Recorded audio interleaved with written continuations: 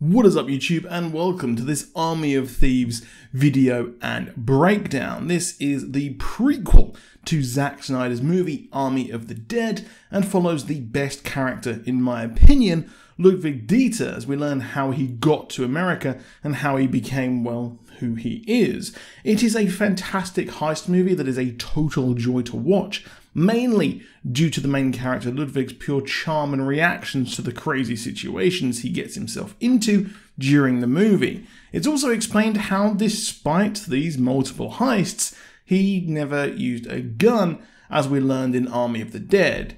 We open the movie with an explanation and YouTube video about the origin of the safes and the one we saw in Army of the Dead, the Gotterdammerung. This was one of 4 safes created by Wagner, a safe lockmaker who was inspired by the legendary composer of the same name, Wagner, and each one is named after the 4 parts of the Ring cycle, the absolute legendary opera, musical, whatever you want to call it. We had the Rheingold, the Valkyrie, the Siegfried, and the Gotterdammerung. They are notably difficult to crack, and he lives a miserable life as a clerk who gets shouted at as he sees the news featuring a zombie outbreak. It seems to be around the same time that Las Vegas fell, and later we would see another news thing where a reporter was killed. I'm not sure why a German news company sent a reporter into Las Vegas when that was going on. It was just really, really weird.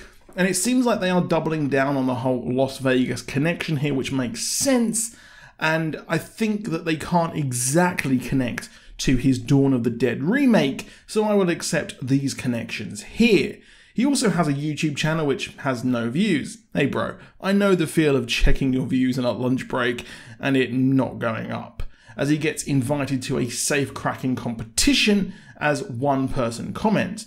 Unbeknownst to him, this is actually an audition for the crime group he would later join, as we see the absolute crazy colourful characters compete to win this safe cracking competition. I do wonder if we do have the World Cup of safe cracking competitions. After being underestimated by the cool guy, he walks the final test and is contacted by Gwendolyn, where she explains everything. Yes, that is the woman there who was in Game of Thrones, and if you're in the UK, yes, she was in Hollyoaks. Oh, and the Fast and the Furious franchise. You know, that little group of movies there? Everything is just over the top and super cool in this franchise, and I absolutely love it. He's offered the chance to rob his dream safe, or at least crack his dream safe. He's not really a robber. And after another day at his awful job, he decided to join the crew. I do think that the actress who played Gwendolyn was really, really good, and I would love to see her more as a central role in some Hollywood movies. Now, in this movie, his name is Sebastian. That is his real name.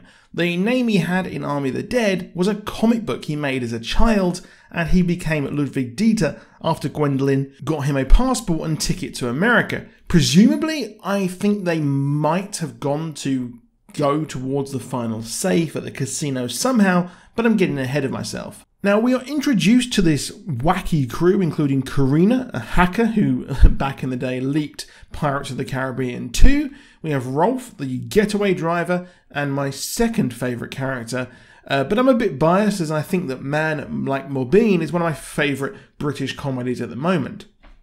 And lastly, we have Brad Cage, aka Alexis, who was inspired by the movies of, well, Nicolas Cage and based his whole persona around it. He is a walking toxic masculinity incarnate. He is dressed just like Nick Cage there in Con Air at the start when he's about to leave to, get on Con Air. It's here we learn the plan that they aim to hit each 3 safes owned by Bly Tanaka, the casino owner in the first movie, which is probably why he sent Batita's character after Ludwig.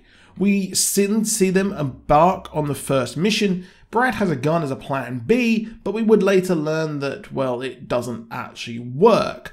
None of the crew use guns except from Brad's shotgun he later used, and explains why, despite being now a master criminal, Ludwig never actually was able to shoot a gun, and it's why Van had to teach him to use it in Army of the Dead. I loved how they were like, yeah, you remember that bit in heist movies where they flash forward and the plan's already been done? And this was a pretty parody of that, which I really, really liked, as they go off and celebrate. We learn how Gwendolyn was a rich kid but fell in with a bad crowd and met Brad, leading her to actually be wanted by Interpol. Now, Delacroix, I think that's how you say his name, is an agent after them and is on the hunt and has been for a while, which we know later that Brad did shoot him. He's pretty bad at his job, and in a reminder, and this movie is a total homage to every single heist movie you can think of. It's Italian Job, Ocean's 11, Heat, Point Break, yeah. Well, here, he does remind me of someone from the Pink Panther franchise, and that was Inspector Clouseau. I'm not sure if that is intentional or not, but they look pretty similar. We also have a dodgy love triangle as well. We have Gwen and our boy, but Brad is incredibly jealous, which will be important later. At the next heist, things start to go heavily wrong as Ludwig tries to open the safe but has one chance to get it right as he messes up, with the police arriving but ended up at the wrong safe, which was hilarious.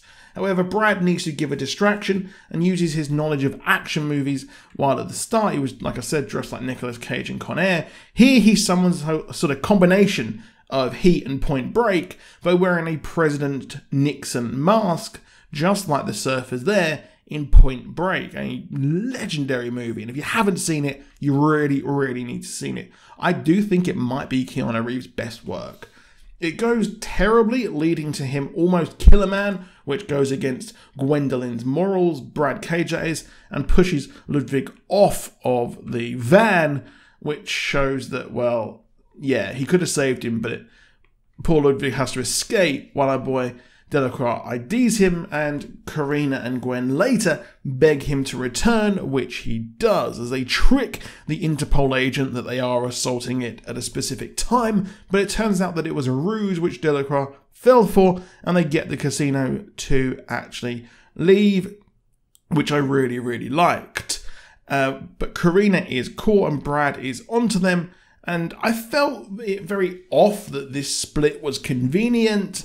And I feel like this part of the movie, I like that they kind of captured and got the safe, but this whole last part was just a bit weak in my opinion. It went pretty fast, and Brad is, captured there, and, well, the Interpol agent heads to find Gwen and our boy, but I would presume that Brad did tell them that. I may have missed something. Now, she had a plan for them to move to America with new identities, which our boy does, and I wonder if she did plan for them to go and get the final safe, but, well, it was all complicated, and he wasn't recruited until later. Well, anyway, I loved this movie. I thought it was really, really good. I had a great time watching it, and I really like the idea that they've made a in-franchise movie that is not really much like the other franchise, although when you think about it, the parallels are the same. They're going to crack safes, just like Army of the Dead. There's just no zombies. Anyway, that is it for this video. If you enjoyed it, please drop a like down below. Do subscribe with notifications on, and I'll see you soon, and goodbye.